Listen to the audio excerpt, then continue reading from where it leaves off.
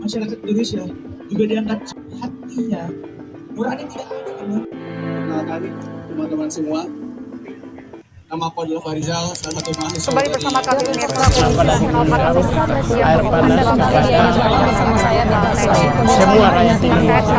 Halo semuanya, aku Kalista Naidrian dan teman aku Eva. Hari ini akan membuat video penjelasan mengenai kejadian gerakan September Berdarah yang terjadi pada 1960. Jadi kejadian ini itu terjadi pada tahun 1960, di mana pada saat itu kondisi politik Indonesia sedang dalam keadaan tidak stabil. Jadi pada tahun tersebut 1960 ini lagi terjadi sebuah konflik ideologi antara nasionalis, agama, dan komunis.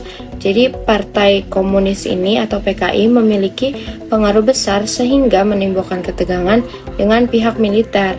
Nah, apa yang dilakukan Presiden Soekarno? Presiden Soekarno ini berusaha untuk menjaga keseimbangan melalui konsep Nasakom. Nasakom ini adalah sebuah solusi yang dibuat oleh Presiden Soekarno untuk menenangkan keadaan yang tidak kondusif tersebut, di mana kepanjangan Nasakom ini adalah nasionalisme yang mewakili partai NI, lalu agama dan juga komunis atau yang diwakili oleh PKI yang yaitu komunis. Jadi nasionalis, NASA agama, komunis. Nah, Nasakom ini dicetuskan sebagai solusi atas ketidakstabilan politik yang sedang terjadi pada masa demokrasi terpimpin ini. Nah, tujuan dibentuknya Nasakom ini adalah untuk menyatukan golongan-golongan yang lagi ini, yaitu nasionalis, agama, dan komunisme ini. Nah, jadi implementasinya ini untuk menjadi landasan ideologi negara yang menekankan bahwa ketiga unsur tersebut ini harus saling berkontribusi gitu. Nah, tetapi justru Nasakom ini malah membuat kondisi ini semakin tidak kondusif, lalu menjadi runtuh setelah tahun 1965 yang puncaknya ini ada pada gerakan 30 SPKI yang terjadi itu. Nah, selanjutnya presiden dari situ, dari kegaduhan yang terjadi ini, kondisi itu tuh nunjukin ada pentingnya persatuan dan kesatuan bangsa kan. Jadi gimana sih perbedaan ideologi ini harus diselesaikan secara damai dan bukan kekerasan, juga nih harus dilakukan untuk tujuan bersama gitu tujuannya. Jadi bukan hanya untuk kepentingan suatu partai atau suatu pihak tertentu. Jadi benar-benar harus untuk tujuan bersama, yaitu bangsa Indonesia. Nah, dan setelah kejadian kronologi tersebut yang udah diceritakan, jadi dampaknya ini tuh benar-benar besar banget buat bangsa Indonesia gitu. Apalagi buat kaum-kaum kakek nenek kita yang benar-benar menjadi saksi primer pada kejadian tersebut, yang benar-benar mereka tuh ngalamin gitu pada pas zaman-zaman G30 SPK ini terjadi. Ini tuh benar-benar gimana, traumatis pas buat mereka, karena pada saat itu tuh benar-benar penangkapan itu di mana-mana, yang kayak orang jadi dampak dari gerakan itu tuh banyak orang tuh yang dituduh jadi PKI, yang kayak ditangkapin nih orang yang kayak itu PKI, ini PKI, itu pada ditangkepin. Nah, dari sana tuh kayak kita kan nggak tahu ini orang yang dibilang PKI ini beneran PKI atau enggak. Jadi itu juga jadi gimana ya, biar kita tuh nggak nerima informasi secara cuma-cuma, cuman kayak dibilang itu PKI tanpa bukti yang jelas, orang itu ditangkap, terus kita kan nggak tahu dia diapain setelah itu. Jadi karena hal itu tuh banyak banget korban yang berjatuhan gitu karena hal ini, karena bahkan sampai jutaan orang kalau nggak salah ya. Dan dari saat itu tuh karena bener-bener penangkapannya tuh massal banget di mana-mana, jadi masyarakat tuh takut kan untuk ngapa-ngapain, itu bener-bener hati-hati banget. Nah, itu tuh terjadi pas peralihan dari Soekarno ke Soeharto atau pada zaman Orde Baru. Nah, dari kejadian ini tuh berkaitan juga dengan hak asasi manusia, karena banyak orang yang mengalami penangkapan ini tuh gak ada proses hukum yang jelas. Mereka cuman dibilang dari sumbernya tuh yang nggak valid, cuman bilang kayak orang itu PKI, kan itu bisa jadi aja orang yang mengatakan orang lain itu PKI kan cuman berdasarkan kayak misalkan kita nggak suka sama orang, kita bisa bilang orang yang kita nggak suka itu PKI supaya dia ditangkap.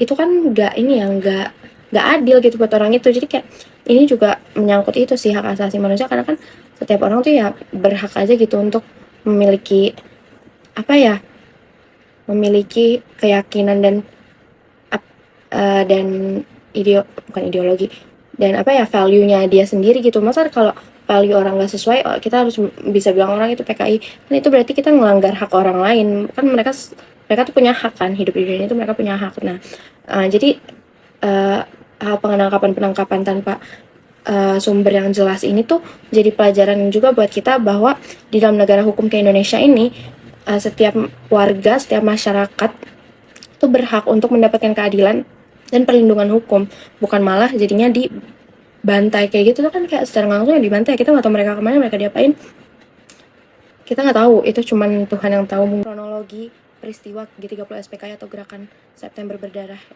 peristiwa ini tuh masih menjadi perdebatan di kalangan banyak orang gitu. Jadi ada banyak banget versi siapa dalangnya, atau apa kronologi sebenarnya, atau konspirasi-konspirasi gitu, yang masih bertebaran di mana-mana sampai saat ini. Karena topik tentang PKI dan gerakan G30 SPKI ini tuh masih ada di masuk dalam mata pelajaran kita ya anak sekolah. Nah gitu. Jadi dan hal ini tuh berkaitan juga dengan sikap kritis dan demokratis kita dalam sebagai masyarakat untuk menerima informasi yang valid gitu, yang benar. Jadi kita tuh nggak boleh benar-benar percaya sama satu sumber tanpa kita nge-research dulu mengenai itu. Karena kan kita ini di sini tuh sebagai bukan yang mengalami kejadian tersebut gitu. Kita tuh bukan saksi primernya, kita tuh cuman ngedenger dari cerita-cerita orang lain. Jadi kita tuh benar-benar harus ngelakuin research tentang itu, dan kita untuk ngelihat hal itu tuh benar-benar harus dengan objektif. Jadi kita nggak bisa ngejudge gimana apa yang benar dan apa yang salah. Tapi emang kejadian ini nggak bisa dibenerin juga karena ada unsur pelanggaran HAM-nya juga kan di sini.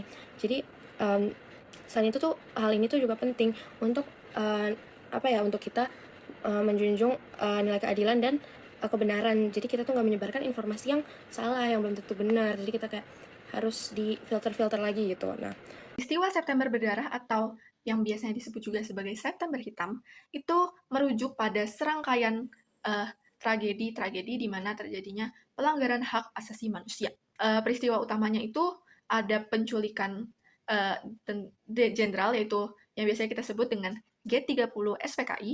Lalu ada juga tragedi lain seperti Tanjung Priok 1984, lalu peristiwa Semanggi II 1999, lalu ada pembunuhan Munir, salah satu tokoh aktivis pada 2004, hingga tewasnya Salim Kancil pada tahun 2015. Saya akan lebih berfokus pada sejarah kelam yang namanya September Berdarah dengan mengambil tragedi Semanggi II. Nah, jadi ceritanya pemerintahan ini mau mengesahkan nih sebuah peraturan baru yang namanya RUU PKB. Nah, masalahnya aturan ini itu banyak nggak disetujuin sama masyarakat maupun mahasiswa. Kenapa? Karena isi dari RUU ini tentang ngasih power kepada militer buat mengontrol warga sipil. Ini mirip zaman Orde Baru gitu sih. Dimana mahasiswa ini ngerasa demokrasi kita yang baru aja lahir itu mau dihancurin lagi gitu. Mau dimusnahkan lagi menjadi keadaan Orde Baru gitu. Nah, puncak kronologinya itu pada tanggal 24 September 1999, yang dimana ribuan mahasiswa itu turun ke jalanan. Berbagai kampus-kampus besar juga kayak UI, Trisakti, itu mengikuti demo besar-besaran di daerah sekitar Senayan. Tapi sayangnya aksi ini tuh berubah menjadi kekacauan gitu. Pokoknya situasinya tuh chaos parah. Ada gas air mata, teriakan, sampai itu ada suara tembakan. Nah, momen inilah yang dimana ada seorang mahasiswi UI bernama Yun Hap terkena tembakan dan meninggal dunia di tempat. Sebenarnya nggak cuma mahasiswa ini doang ya, tapi banyak banget, apalagi banyak juga warga-warga sipil yang lain-lainnya, yang korban-korban lainnya yang terluka. Nah, hal ini kan udah masuk ke dalam namanya pelanggaran HAM, yang dimana gara-gara kejadian ini nih, protes di mana-mana tuh makin melebar gitu, karena kayak nggak terima lah, siapa yang terima mahasiswa gitu ditembakin dan warga-warga sipil ditembakin hanya karena menyuarakan opininya dan suaranya gitu loh. Nah, sampai sekarang kasus ini masih diperjuangkan ya keadilannya bagi para korban yang terluka maupun korban yang kehilangan nyawanya. Juga masih menjadi salah satu kisah pilu bagi keluarga korban, dan kasus-kasus ini diperingati dengan hari yang namanya Hari Kamisan. Jadi setiap hari Kamis banyak para mahasiswa atau keluarga-keluarga korban yang berkumpul di satu titik, yaitu kalau di Jakarta itu di Istana Negara, di mana mereka menyuarakan aspirasi mereka, pendapat mereka tentang dan kritik mereka tentang pemerintahan yang ada pada saat ini gitu loh. Dan setahu saya Kamisan ini udah berjalan selama 904 hari atau lebih gitu, dan suaranya masih nggak didengar. Padahal ini adalah demo yang rutin dilakukan, apalagi di depan Istana Negara gitu kan. Jadi menurut saya ini cukup memprihatinkan ya, dimana warga Indonesia udah berpuluh-puluh tahun lamanya harus mencari keadilan gitu lewat demo-demo ini.